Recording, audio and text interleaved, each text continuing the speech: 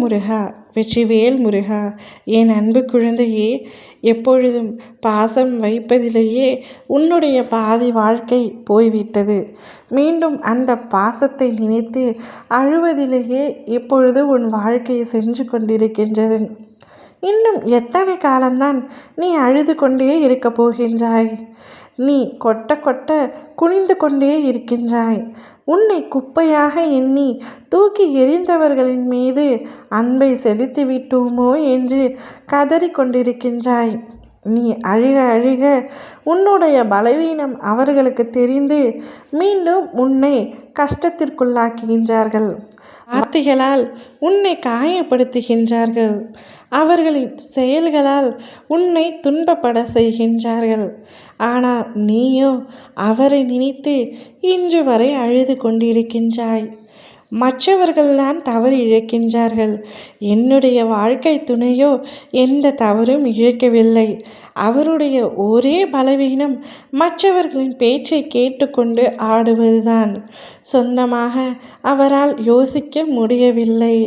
அதனால்தான் இத்தனை பிரச்சனைகள். அவருக்கு சொல் புத்தியும் இல்லை, சுயபுத்தியும் இல்லை. இதில் மாட்டிக்கொண்டு நான் தான் தவித்து கொண்டிருக்கின்றேன் என்கின்றாய். அவர் மிகவும் நல்லவர். என் மீது மிகுந்த அன்பு செலுத்தியவர். எப்பொழுதும் என் மீது அன்பாக இருப்பவர். ஆனால் மற்றவர்களின் பேச்சு கேட்க குணம் கொண்டவர். அதனால்தான் மற்றவர்களுக்காக என்னை அழ வைக்கின்றார்.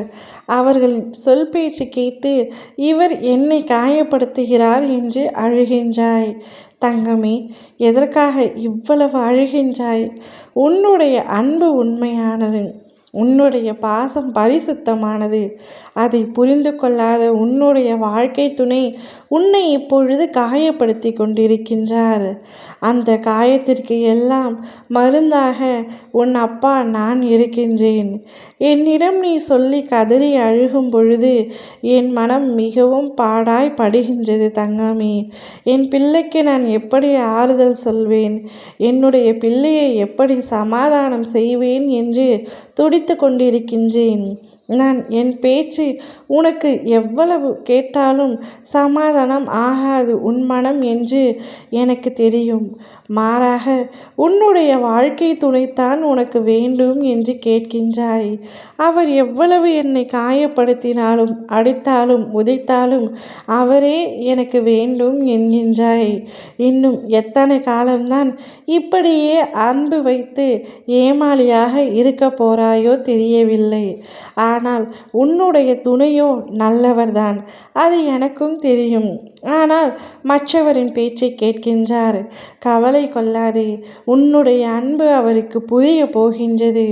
உன்னுடைய பாசம் அவருக்கு புரிய போகின்றது. மற்றவர்கள் அனைவரும் உதட்டிற்கு முன்னால் ஒரு மாதிரியும் முதுகுக்கு பின்னால் வேறு மாதிரியும் பேசுகிறார்கள் என்ற உண்மை அவருக்கு புரிய போகின்றது. கூடிய விரைவில் நான் புரிய வைப்பேன்.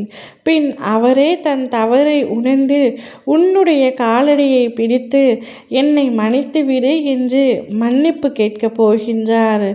உன்னுடைய சந்தோஷம் மீண்டும் உனக்கே கிடைக்கப் போகின்றது. ஆனால் அதை ஏற்றுக்கொள்ளும் மனப்பக்குவம் எப்படி உன்னிடத்தில் உள்ளது என்பதை நீதான் தீர்மானிக்க வேண்டும். ஆனால் உன் வாழ்க்கை துணை நிச்சயம் அவர் செய்த தவறை உணர்ந்து மீண்டும் வரப்போகின்றார் தங்கமே. அந்த நாள் வெகு தொலைவில் இல்லை. கூடிய விரைவில் அவை அனைத்தும் நடக்கத்தான் போகின்றது. ஓம் முருகா, வெற்றிவேல் முருகா.